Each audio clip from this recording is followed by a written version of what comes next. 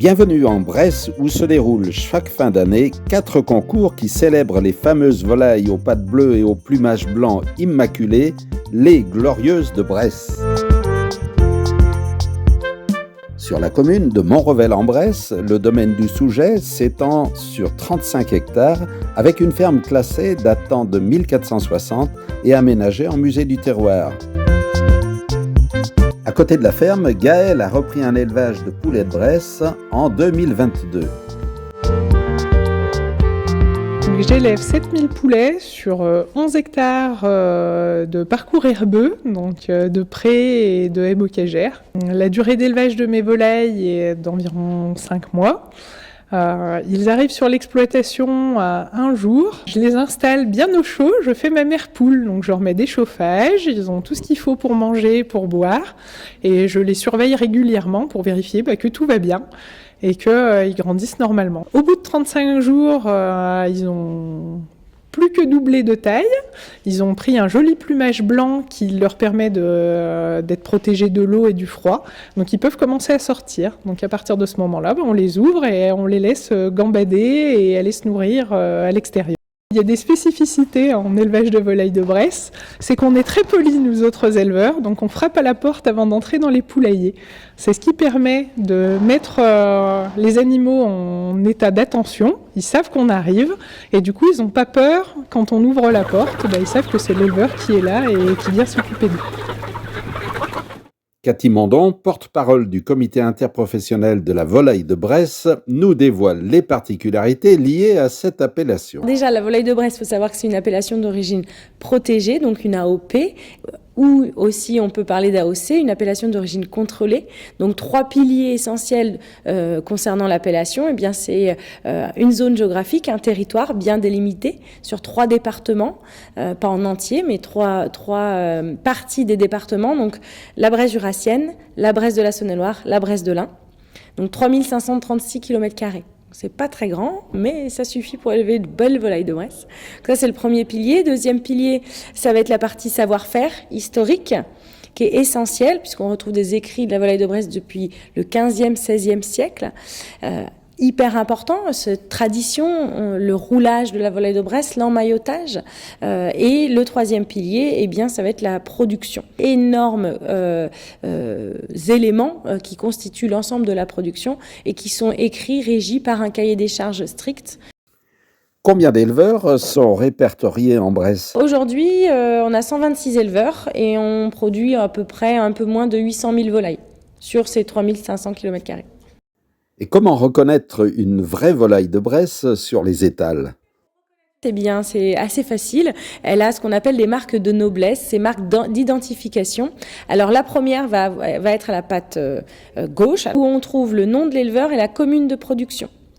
Deuxième, c'est le scellé tricolore, qui est apposé à la base du cou, qui va être bleu, blanc, rouge, et où il est marqué Comité interprofessionnel de la volaille de Bresse. C'est l'organisme de défense et de gestion pour lequel je travaille, mais aussi qui garantit l'origine, la qualité du produit. Et derrière ce scellé, on va retrouver le nom de l'abatteur, ou l'abatteur à la ferme, si c'est abattu à la ferme. Troisième, ça va être l'étiquette bleu, blanc, rouge aussi. Cette étiquette, on va retrouver le nom, enfin ce que c'est comme produit et le nom de l'appellation, si c'est poulet, poularde, chapon ou dinde de Bresse.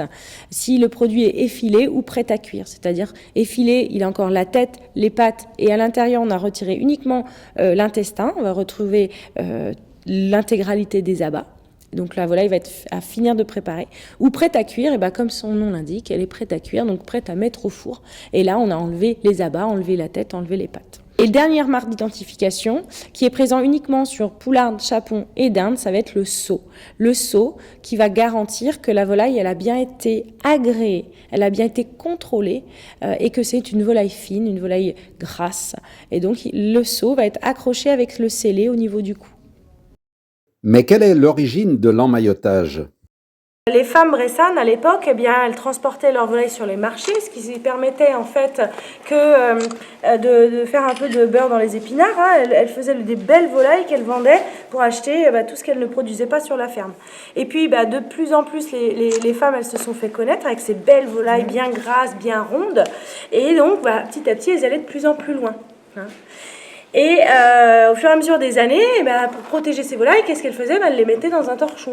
Elle cousait comme ça. Et petit à petit, elles se sont rendues compte que la volaille elle se conservait bien mieux finalement, puisqu'elle était étanche, entre guillemets, à l'air. Le grand jour du concours est arrivé. Il est 5 heures du matin quand les éleveurs mettent en place leurs volailles, poulardes, chapons et dindes qui sont déshabillées sur les étals et placées dans une présentation parfaite.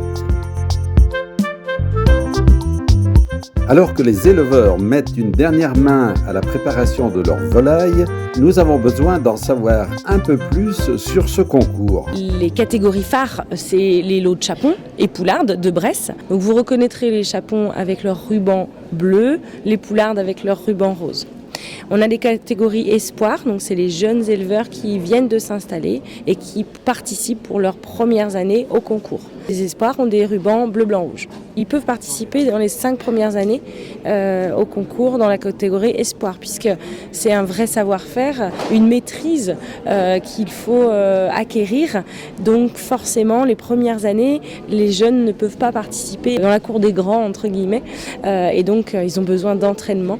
Quand même remporter des prix, puisque l'objectif c'est qu'on les valorise aussi et qu'on les mette en avant et qu'on donne le goût aussi de ces concours aux jeunes installés. Chaque volaille a ses marques d'identification, alors on ne met pas l'étiquette, ça cacherait le produit. Par contre, les volailles ont leur bague, leur sceau et leur scellé. Le sceau est attaché au scellé et va identifier, agréer, garantir la qualité du produit et comme quoi le produit est bien en appellation d'origine protégée, chapon, poularde ou dinde. Nous avons 126 éleveurs, mais tous ne font pas des volailles fines. Donc on a 56 éleveurs de volailles fines, donc chaque éleveur peut participer au concours. En moyenne, on a une vingtaine d'éleveurs par concours. Ils choisissent de participer à 1, 2, 3 ou la totalité des concours. Que chaque concours a ses catégories spécifiques en termes de volailles. Et là, par exemple, à Morvel, on est sur un concours assez spécifique, très professionnel. Donc on a beaucoup dans le jury et dans les visiteurs, dans les invités, de chefs, de bouchers, de charcutiers, de grossistes. C'est très professionnel.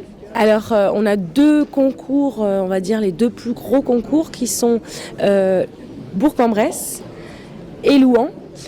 Puisque à Bourg-en-Bresse et Louhans, on a l'éleveur qui remporte le lot le plus prestigieux va remporter un vase de sèvres. Christophe Baquier, le chef doublement étoilé du mât Les Édins, montre un très grand intérêt pour la qualité des volailles présentées. C'est magnifique. Voilà, on voit maintenant, puisqu'on est entouré de connaisseurs qui nous montrent les détails, etc. Mais le travail réalisé est juste magnifique. On est dans le très haut niveau. Là. Profitez pour les fêtes de venir voir un petit peu des chapons et poulardes aussi. Pour vos menus de fête, quelle volaille allez-vous proposer? Il va y avoir du chapon et il va y avoir de la poularde. Voilà. De Bresse? De Bresse, exactement. Après les dernières retouches, la salle se vide. Place au nettoyage avant l'entrée en scène du jury. Chaque volaille est livrée aux regards experts des jurés, à la recherche du moindre défaut. Roland Bernigaud, vous êtes le président du jury, vous êtes donc bien placé pour nous en dire plus sur les critères de sélection. L'objectif, c'est d'être parfait. C'est-à-dire que les chapons, je prends le cas des chapons, ça doit être une forme oblongue, c'est-à-dire forme un peu ballon de rugby, et l'animal ne doit présenter aucun défaut. Sur la peau, sur le plumage, ça veut dire que le producteur, quand il plume sa volaille, c'est pas de la mécanique, là. C'est manuel, c'est-à-dire qu'il faut qu'il fasse attention de ne pas blesser la peau, parce que la peau de la volaille de Bresse est très fine, et il ne doit pas la blesser. Donc s'il y a des cicatrices, des points rouges, ça c'est des critères éliminatoires. Voilà. Et il faut que l'animal ait une présentation parfaite de la graisse. Il ne faut pas qu'on voit de la graisse d'un côté, de la viande de l'autre, etc. Voilà. Il faut que ça soit parfait, une couleur claire, et c'est ça qui fait la qualité. Et il faut que les ailes, tout ça, soit bien collé au corps. Il ne faut pas que les ailes soient décollées, sinon ça veut dire que le roulage a été un petit peu raté.